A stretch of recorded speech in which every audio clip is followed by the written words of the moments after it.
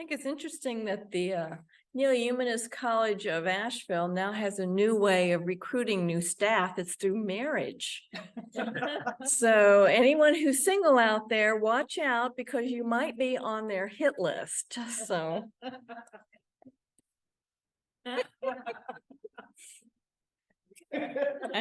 I'm sorry, my teacher.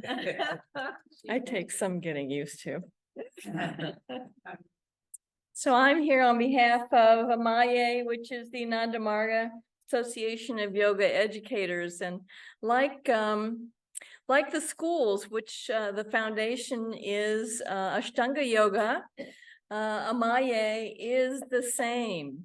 So AMAYE does not cover just yoga asanas. It covers that whole gambit of Ashtanga Yoga. And so AMAYE was organized as a kind of collection or a collective of yoga teachers and people who teach yoga practices or anything that comes under that banner of Ashtanga Yoga. So we had a little bit of a crisis this year. Actually, it started last year with Sumati, who's been one of the founding members of AMAYE, left AMAYE in hopes of starting a family. And she succeeded in that endeavor. So now she has someone else to take care of for 25 years. Dada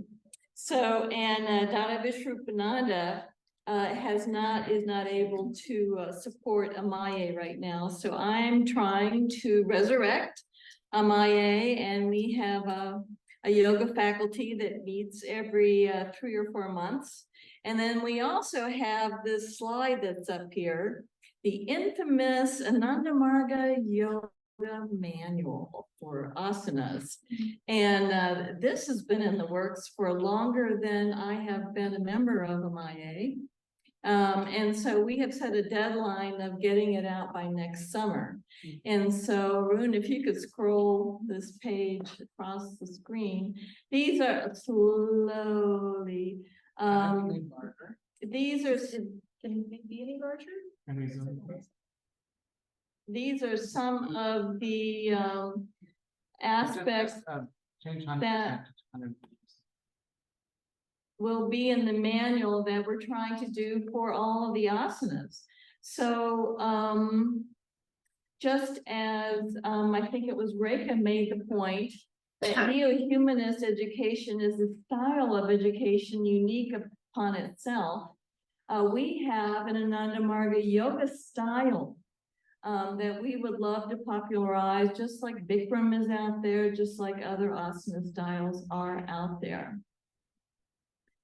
And so with this Ananda Marga Asana manual that we're all working on, it'll include, the steps of the poses, the breath, how long you hold it, the main muscle groups, the preparatory steps, the sequencing, companion asanas, contraindications, and of course, Baba talks about, we get back to bhakti and devotion again.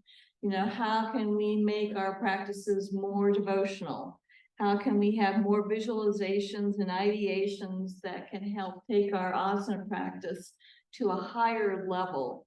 It's kind of like when you have a homeopathic remedy and it can be potentized. It can be potentized to 20, it can be potentized to 100, it can be potentized to more.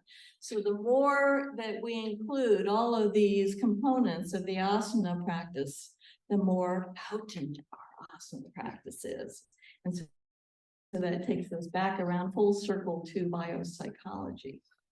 So the asana manual is the primary project that we're working on right now, but we'd also like to see the newsletter rejuvenated.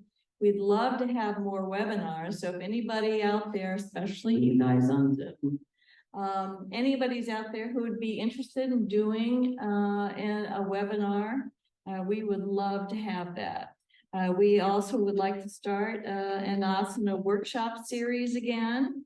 And next year we hope to have a yoga conference. And so if you are interested in being a presenter on a particular area for our yoga conference next year, please get in touch with me. And I think that's all I have on my plate. Thank you very much.